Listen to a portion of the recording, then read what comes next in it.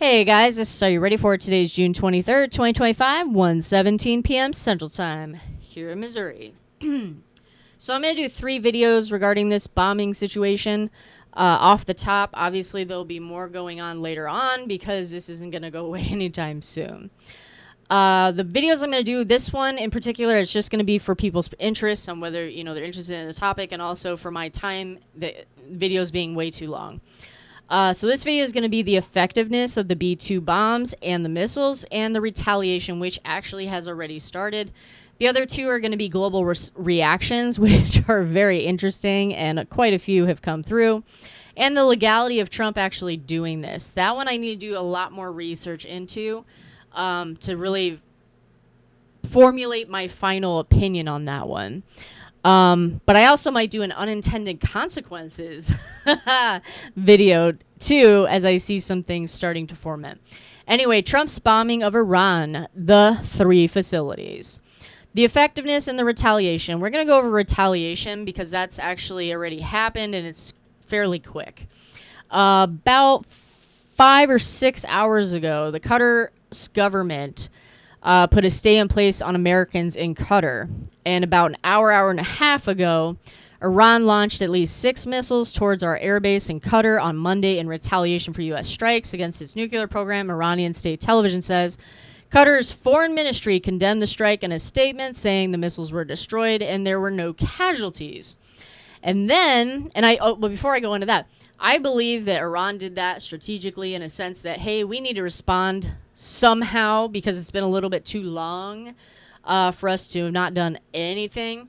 And I think it was strategic using Qatar as the actual country to be launching those things at. They knew those missiles were going to be shot down.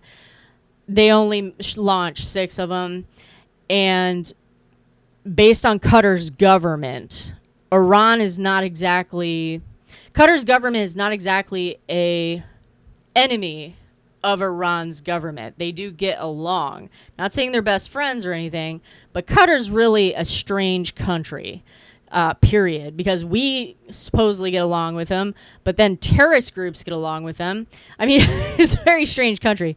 So I think that was like more symbolic and like, hey, we need to do something. So that's what happened there. Iran's parliament voted to close the Strait of Hormuz in a response to Donald Trump's strikes threatening global trade. That, I think, could possibly also be symbolic. Does have to be signed off on because China gets all their oil through that strait, and China may have a problem and a say in that. Yes, there's a lot of trade that goes through there. I think 20% of oil we kind of get on this side of the earth go through there. Like, there's a lot of shit that goes through there. And I think a lot of countries may have a say if that were to happen.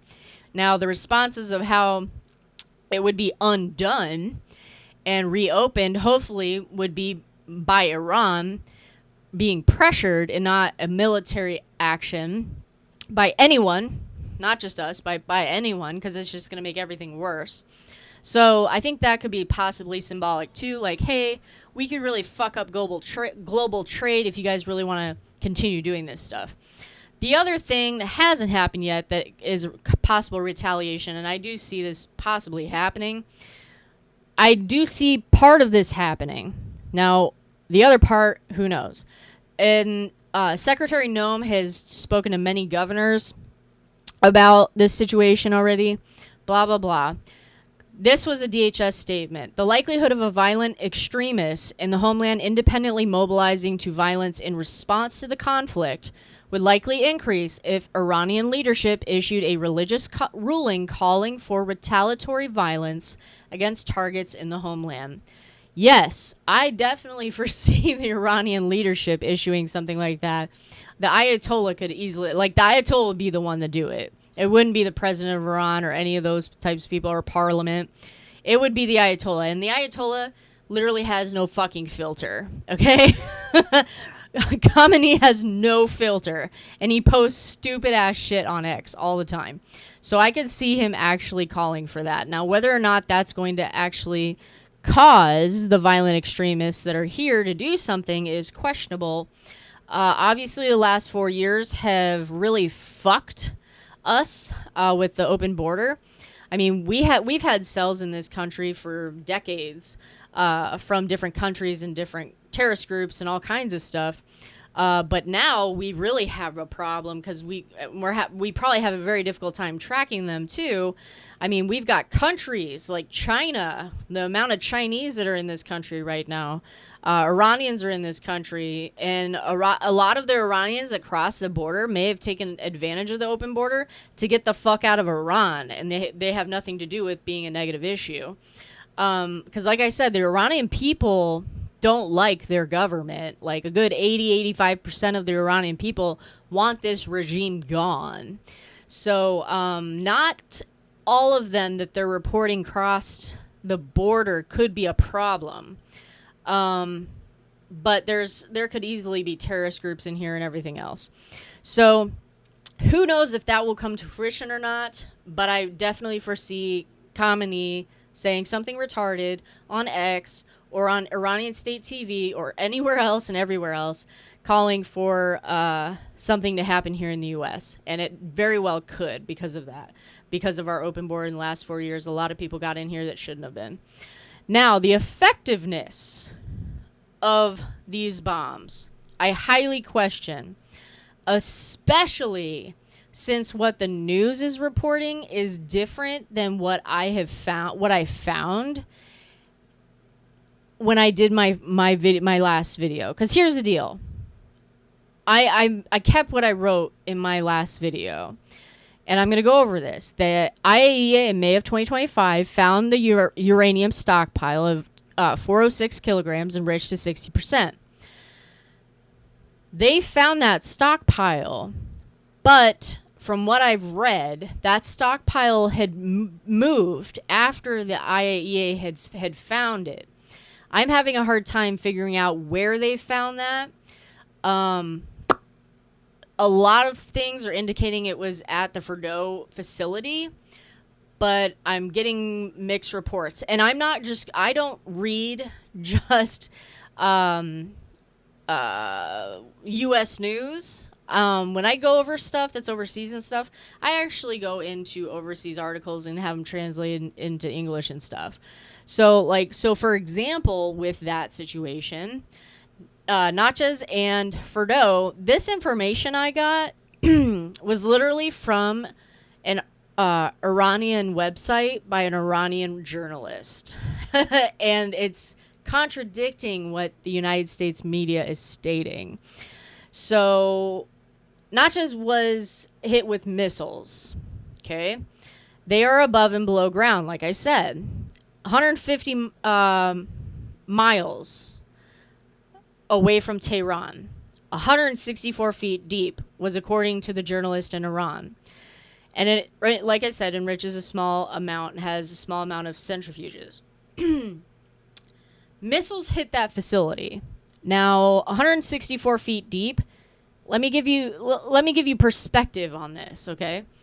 Because Fordo, they're saying in the news, and I've heard this several times, that Fordo's only below ground around 300 feet. And that is not accurate based on, and I even went back and did some more research on Iranian articles, Israeli. I went into Pakistani, and what was the other one? Iraqi news articles and stuff that had spoken about this facility over the years. And the number between all of the foreign articles were between 500 and 700 feet deep. But now the U.S. is saying it was 300 feet deep. And we needed B-2 bombers in order to go down 300 feet.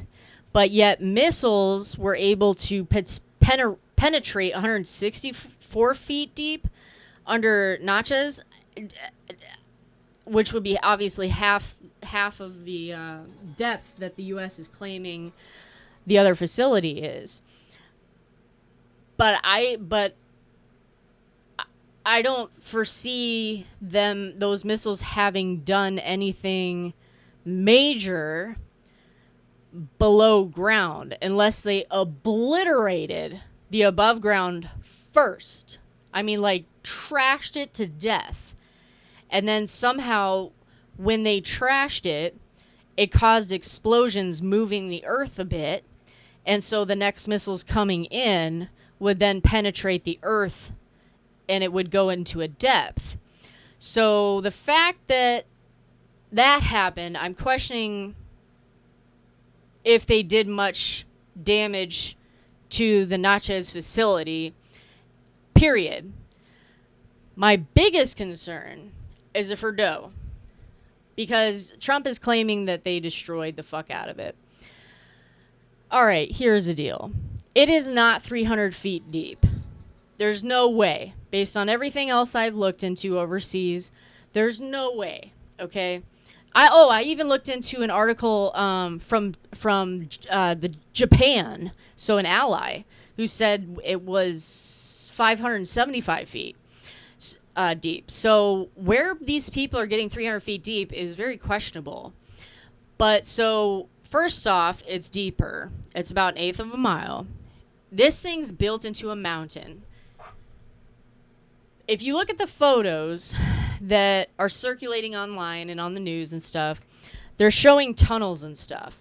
And where these bombs were dropped literally in basically one spot after another. 1, 2, 3 at ventilation points in order to get into the tunnels, so they wouldn't have to, or into the facility, so they wouldn't have to penetrate, the ground and hit the missile on the ground and then drop another one to try and go deeper, because obviously that wouldn't work as effectively. So they used ventilation points.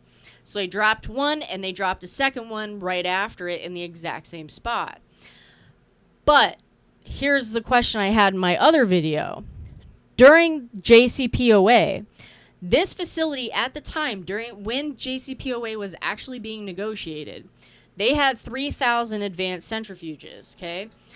When the JCPOA was signed, they were required to downgrade it to at least 1044. What they did with the remaining 2,000 centrifuges, like I said in my last video, who knows? But I would assume they possibly built another tunnel down somewhere in the mountain within that facility, if you want to call it a facility, and put those centrifuges down in that area just to get them out of sight, and then have it locked down somehow so it looks like it doesn't even fucking exist. There's no way I would think any country would agree to get rid of 2,000 advanced centrifuges and sell them off or give them to the international community or anything else. And there is nothing I can find anywhere stating what Iran did with these advanced centrifuges that they weren't supposed to have over the limited amount for the JCPOA. So I'm assuming those centrifuges are in that mountain.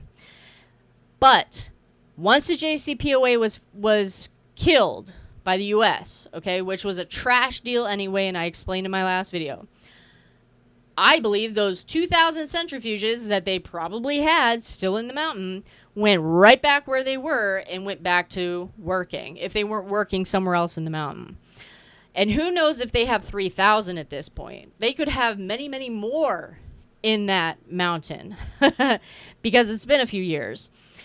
So here's my thing, is if you've ever seen footage, for example, Trey Yangst has been in the tunnels in Gaza for years prior to this war that's going on.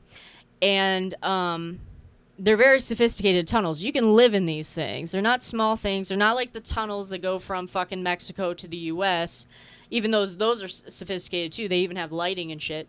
But they're like actually living, possibly living quarters, okay? They're not just tunnels. They're very sophisticated, and they're very large. You can put like tanks through them and shit. So the tunnels that were built into this mountain, I would assume would be extremely similar. And they'd be highly reinforced with concrete and rebar and God knows what else. Okay? Especially to prevent anything from collapsing. And I know for a fact, we can only see, China probably can see things better than we can with their technology and their satellites. I think we're behind on that. our satellites and stuff and infrared and all kinds of bullshit that we're able to see stuff underground only goes so far deep. But I mean, maybe we are able to see all the tunnels. I have no idea. But we know the tunnels were there, okay? But over the last few years, they could have built more of them. Who knows? So the tunnels are likely very large because trucks can, I guarantee, can get through them. They're highly reinforced with concrete, rebar, and God knows what else. They are very sophisticated, okay? And, excuse me, that mountain's large enough that there could be tunnels we're unaware of.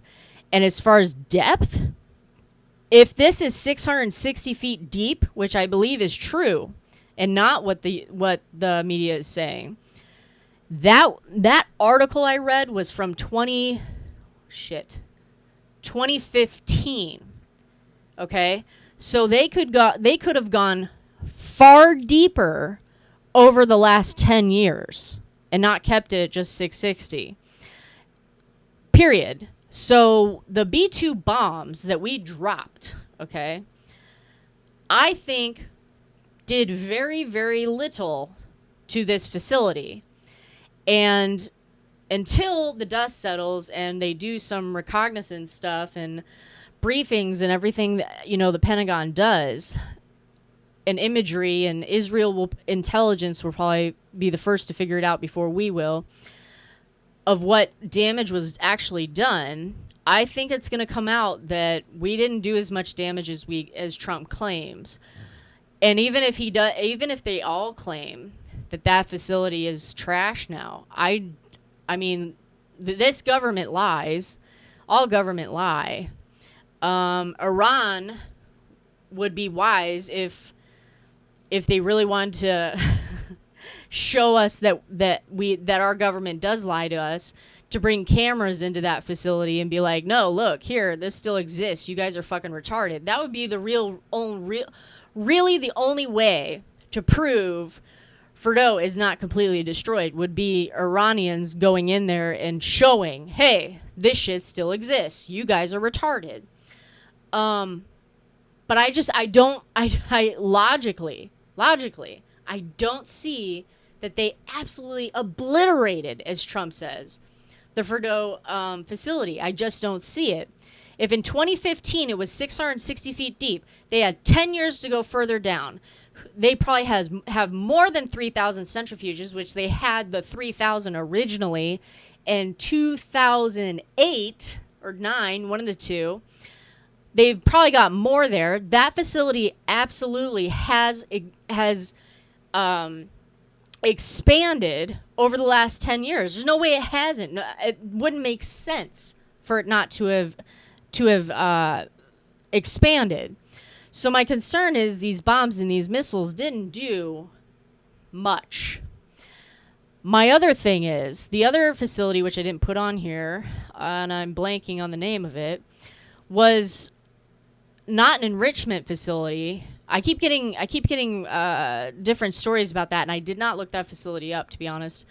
That it was like a storage facility of stuff, and it basically, and then I heard that it took the enrichment and made it into a gas and stuff like that. So it was functional too. So I know nothing about that facility. Didn't look it up because I didn't feel like it. But the point is, I don't believe we were as effective as Trump claims and the Pentagon claims at this point. I just don't, logically thinking. And the information that's being told on the media is inaccurate. There's no way that Pakistan, Iran, Iraq, Japan, and whatever else a country I just mentioned that I read articles from are all wrong, and the U.S. is right. There's just no way. There's no fucking way. It's at least 600 feet in the ground, which is almost an eighth of a mile, or is an eighth of a mile. Back in 2008, okay? So, or 2008 was the centrifuges. Back in 2012, I believe, was the depth of the article I read. So it's like, it had to have advanced between, 2015 to 2025. I don't see it. I don't see it. I think this was a terrible idea to begin with. As far as I'm concerned, and that's the other thing. These bombs that we used, these, what do they call them? Bunker busters or whatever the fuck, have never been used in warfare, from what I understand here. And if we failed as much as I think we might have, great. We just, and because we claim we are the only country on the earth that has these bombs with this technology that can do this much damage. Well, if we didn't do as much damage as we claim, that's a real key indicator to the rest of the world. Well, the U.S. is full of shit, too, on top of it. So that's going to be a problem. But, like, I don't think this was a good idea to begin with. I truly don't. I don't know if Iran would have hit one of our targets or not prior to this happening. If it would have just been between Israel and Iran, and the U.S. only being told, hey, you guys suck, you know, we condemn you because we may be supplying them with weapons, which I don't believe we are supplying Israel with these weapons hitting Iran at all right now. But we may have to if it went on for a period of time. Basically condemning us, calling us Satan and all kind, you know, the greatest Satan on the earth or blah, blah, blah. But I don't know if Iran would have hit any of our targets. But the point is, my belief in general was U.S. shouldn't be attacking Iran directly until we have gotten attacked in some way, shape, or form, even if it was a direct proxy of Iran. Like I said, these proxies aren't owned by Iran. They are not emboldened to Iran. They are also self-financed and work with other groups and stuff like that by selling weapons, drugs, human trafficking, money laundering, you name it. And assassinations and all kinds of stuff. They're self-funded for the most part. So nobody's emboldened to Iran, but Iran could have paid someone or done something for someone. Specifically, in my opinion, it would have happened in Iraq, because there's a lot of Shiite militias there that have attacked our bases there before and have gotten past our defenses. That, like, what I used to do when I was in the Marines is actually track, you know, what Iran was doing with what group. It would have been very easy, in my opinion, these days, especially, to figure out if Iran had done anything to entice one of those groups, whether it be weapons, money, or otherwise, to attack our bases, our troops, our base, and everything else in Iraq. And at that point, if we were hit, okay, then yeah, I have no problem with Trump, you know, bombing Iran. But being a preemptive strike, okay, I'm very torn. And I'm even way more torn now that I think the effectiveness was minimal. And what about the fallout of this stuff? You know, because there's storage facilities all over the place, I'm sure, with the enriched uranium. If they did as much damage to Fordow as they claim, there was enriched uranium there. There was some in Natchez, and supposedly there was some stuff happening at the other facility. If we bombed them, this stuff went up in the air and stuff, you know, and like, I mean, there'd be a fallout of some sort.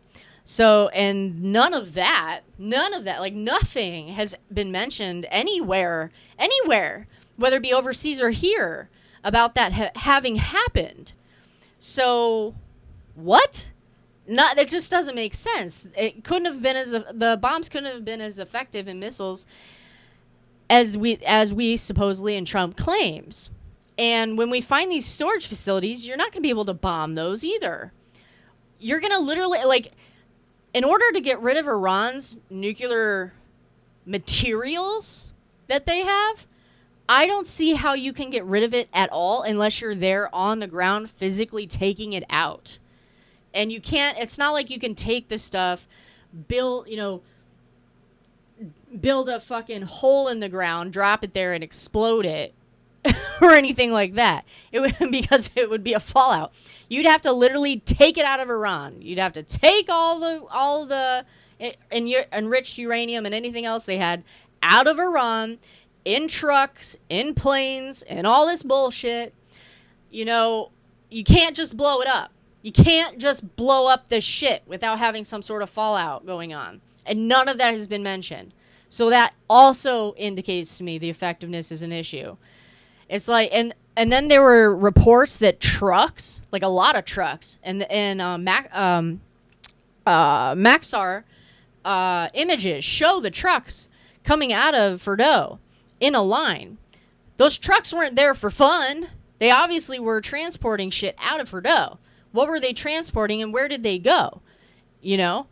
And Chinese flew in planes. One was a cargo plane, one was a military transport plane, and supposedly there was a third one.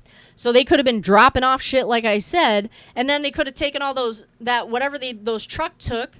trucks took from Fordo to those planes, loaded them up, and poof, they're out of the fucking country now. Who knows? So what was left in those facilities before we bombed them is questionable too. I don't like this situation. I don't think we should have done this the way we did. I don't. I just don't. I don't. And the consequences of this bombing, I think, aren't necessarily going to be minor. I think they could be severe in a lot of different ways, whether it be cyber, kinetically, homeland issues, suicide bombers, shootings, whatever the fuck. People are going to die because of this situation, somehow or another. Period. Even with a cyber attack, people could die if they took out our grid, screwed up our water system, our water plants, nuclear plants, all kinds of stuff.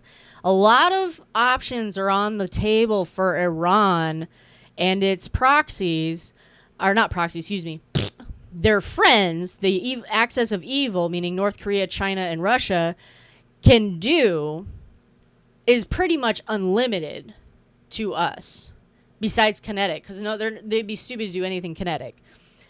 Beyond that, just shooting missiles to countries they know that missiles are going to get shot down in. Because Trump will have a response to that, and they won't like that. But I mean, hacking, like I said, Ayatollah Khamenei is probably going to say some shit online, could make the sleeper cells or just random people who are here in the United States freak out, do shootings, suicide bombings. So, I mean, there's going to be dire consequences of this, I think, at this point, because of what has also been said by global leaders and what the UN has said too. I don't know. I wasn't sure if there was even going to be a response from this other than from Iran, you know, throwing some missiles around. I really don't think the proxies are going to do shit because they're not emboldened to Iran and they're busy and a lot of them are decimated. And they're probably giving the finger to Iran saying, I want nothing to do with this because fucking the U.S. just bombed your country. And we're in this small section of Syria, like the Houthis. You think that they won't drop something on us and take all of us out when they just bombed a few of your nuclear facilities? Fuck you and give them the finger kind of thing. But, oh man. Anyway, that's this video. I rambled a lot. This is Are You Ready For It? Take care, guys. Have a great day.